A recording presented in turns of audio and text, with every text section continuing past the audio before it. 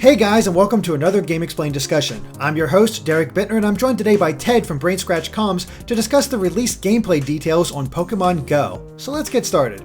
Well, Ted, Pokémon Company and Niantic Labs, I believe it is, revealed the actual features for Pokémon Go just a few days ago, or maybe it was yesterday. I'm losing track of my days, but we have a better idea of exactly how it's going to play.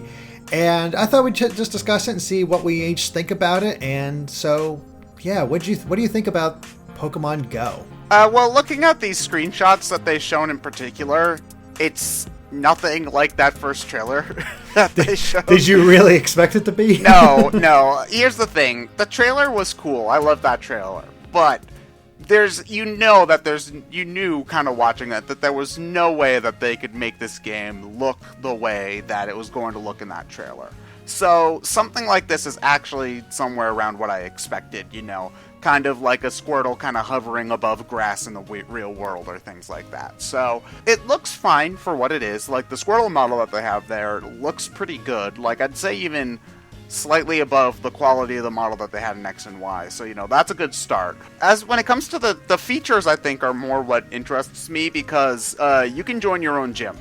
And that's awesome, I think. Because that's the kind of thing that I've kind of wanted in real Pokemon games for a long time, is being able to do more stuff in the world than just, like, go fight gyms, beat the Elite Four, and then grind Pokemon. So being able to join a gym and battle other gyms in kind of a team-based scenario, that actually seems really cool to me. So that kind of stuff is the most promising thing to me so far, out of everything that I've heard for Pokemon Go in total. It would be cool, but I have issues with that, mainly because there doesn't seem to be a battle system at all. It literally describes it as choose one of your Pokemon to go into this empty slot, and other people choose a Pokemon to put in that slot as well. And you either fight over the gym or defend your gym, and that's it. There's no actual fighting mechanics. So what it comes down to for me is it seems like all the game is going around places and finding Pokemon, catching those Pokemon, not even battling, and just tossing Pokeballs at them until you catch them, and then installing them at a gym. And yeah, it just seems so basic. I can also, you say that, and I can also see potential for a lot of free-to-play shenanigans going on, because the game is free-to-play, but they have announced that there's going to be in-app purchases. So Nintendo in general has been pretty good with free-to-play games, but the Pokemon Company in particular has not been, because Pokemon Shuffle is obnoxious with its free-to-play crap.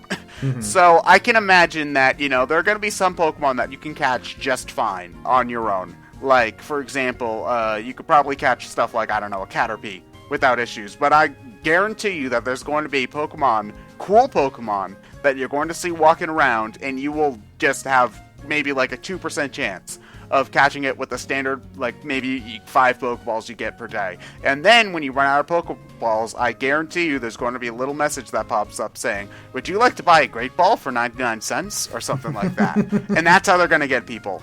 So yeah. It's just a shame. I think people were so excited for Pokemon Go. And I can understand why people were excited, but not only does it kind of look like a letdown in general, it also kind of feels a little, I don't want to say underhanded, but I can see the potential for where some of those underhanded tactics might pop up. Yeah, because you don't actually level up your Pokemon, you level up your trainer, and as you level up your trainer, that's when you see more powerful Pokemon and get access to more items. So hopefully there'll be some way to actually earn the items and not just have to pay for them.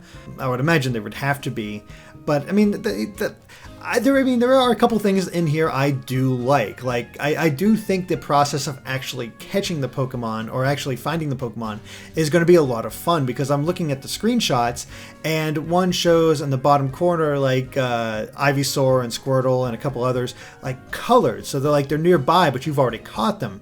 And then on another screenshot, it shows like Rattata and Horsey, but they're like shadowed out. So like it shows you in your area what Pokemon you can catch. So that's actually kind of cool that you could travel out and maybe try to find these Pokemon to add them to your collection. That I can see becoming extremely addictive. I agree, but one of my big things about Pokemon Go in general is that I think they've said that your phone will buzz when you're close to a Pokemon. So I can imagine that if you play Pokemon Go pretty regularly and you have the app running a lot, not only will it drain your battery like nothing else on your phone, but I can also imagine that this could very easily drain a lot of people's mobile data. Just by having the phone on standby, because at the very least, the phone probably needs to have the GPS on to track when a Pokemon's near you. Mm-hmm. So, and that takes up data, and I'm not sure like how the actual like Pokemon catching thing will be if it needs to connect to a server whenever it does that. My brother plays a lot of mobile games on his phone, and our family has a shared data plan. And even though everybody in my family, we have a rather large household, gets about 2 gigs of data per month if we chop it up evenly, my brother generally uses about 3.5. So I can imagine that some people, especially with limited data plans, are going to have a lot of issues if they want to play Pokemon Go regularly.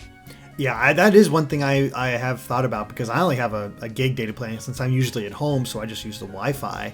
Yeah. And that could be a pretty big problem, because I had to imagine that most of this has to be online in order to load that kind of data. Unless they just, like, it comes with a map thing and that just sort of applies, and then you just have to update the map on occasion. I mean, I guess there's ways they could do it like that, but I really don't know how, because it's just, this is worldwide. Every location's going to have Pokemon, you know? And I mean, I'm not, things that I'm not bummed about are, for example, certain Pokemon being in specific regions. That actually doesn't bother me too much, because, like, I might not be able to, say, catch a Vulpix in the Boston area, but if I were to go on, like, a road trip or on a plane, then I'd be really excited to pull out Pokemon Go as I'm walking around on vacation, because there'd be a bunch of new Pokemon that I could catch or whatever. So that doesn't actually bother me too much. But I know it might bother other people, and you know that there's going to be people, like, running around the airport with their phones out trying to catch. Although that actually might be pretty funny, so maybe I don't have a problem with that after all. Honestly, it feels a little bit bare, honestly, I think is the big thing. I kind of wish that there was something that you could do with your Pokemon other than just put them in a gym, even if it's something as simple as, like, the Pokemon Ami stuff they have in X and Y.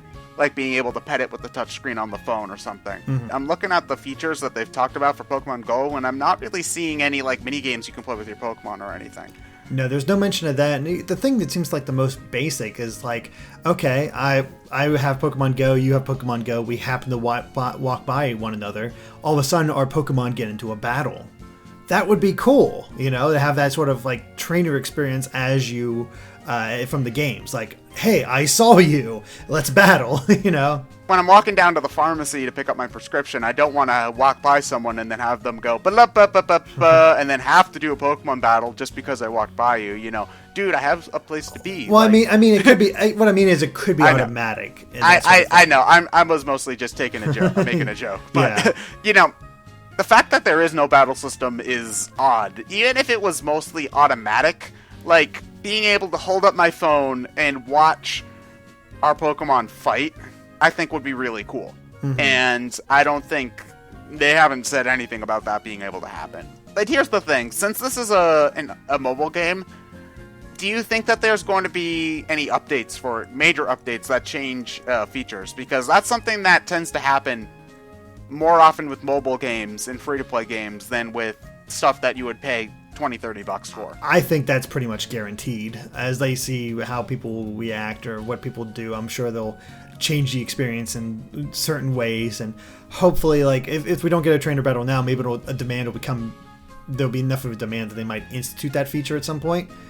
Who knows? But I mean, like I said, the most interesting part of this to me is the actual collection aspect. Not necessarily the capturing aspect, as I think that looks dumb, but actually but the actual finding the Pokemon. And it's kind of cool that if you go to one of these Pokestops, you can sometimes get a Pokemon egg. And then you actually have to walk around with it, which is kind of, I don't know.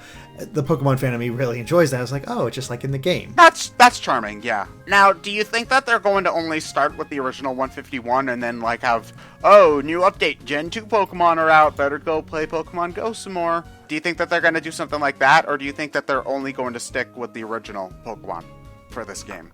I have to imagine they're going to go, like, all of the Pokemon right away. I wouldn't. It seems odd to do a staggered release like that. Here's the thing. For all of the Pokemon stuff that we've seen marketed towards a mass audience, for example, the Pokemon Go trailer and the Super Bowl trailer, we only saw Gen 1 Pokemon in those. So part of me thinks that they're going to, in order to capture the widest reach for people who haven't played Pokemon in 15 years or so, they're only going to, at the very least, broadcast the Gen 1 Pokemon. I mean, granted, I expect them to, at the very least, eventually get every Pokemon out there, because there's no reason not to. But I feel like they would have the most success, at least at the start, by focusing on the Gen 1 Pokemon. That's actually not a bad idea. And with with Sun and Moon coming out, that's the thing. With each new generation, they can update Pokemon Go and just add more Pokemon to the world, which is kind of cool. But I mean, maybe, yeah, I guess I could kind of see them just starting out with Gen 1 and then like 6 months down the line, here's Gen 2. It would give you a reason to come back to it if you got bored, you know? I mean, I'm not saying that I want them to just have Gen 1 Pokemon, because, I mean, I love the original 151 Pokemon, but my two favorite generations are 2 and 5, so I'd like to be able to catch, like, a Litwick in the wild or something, you know? So, yeah, it's just, what I'm expecting... I don't want to make this sound more negative than it does, but I'm kind of expecting them to pull tricks like this, I think, to kind of...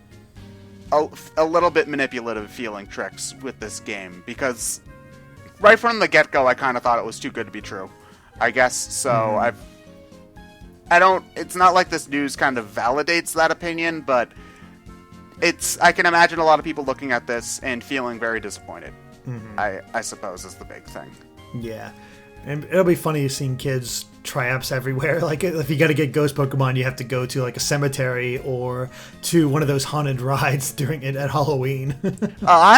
You see, that's where I'm kind of anticipating some issues, yeah, because I can imagine a lot of people getting upset, like if there's a funeral procession going on and like 5 8-year-olds are running around trying to catch Ghastly, you know.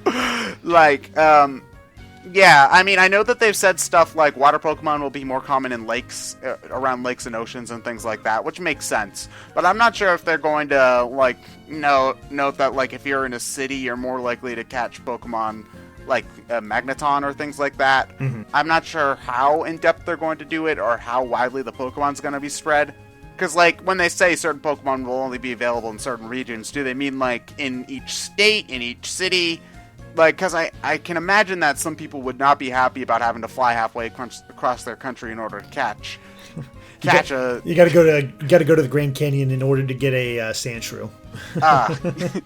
Yeah, I can imagine some people would be upset about that. Yeah, it's just one of those things, like, we have a little bit more information, but we still I don't think we still have the big picture yet.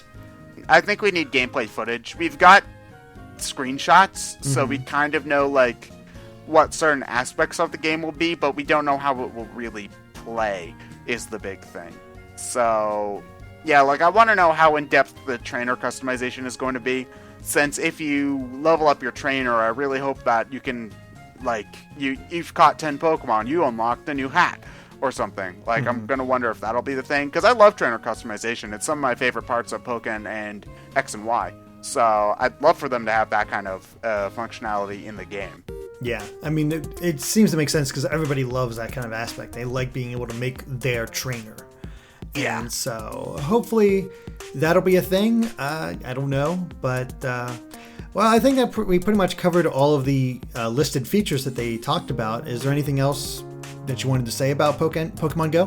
I kind of just want more, I guess. Like, I love the concept. You know, being able to catch Pokemon in the real world is something I've wanted since I was 6 years old. I love that concept. I just want them to do more with it, and it kind of feels a little bit bare bones at this point. Yeah, it really does, and I think that's the biggest issue. Is it's bare bones, and it's missing one of the key aspects of Pokemon training. The ability to, train them. Yeah.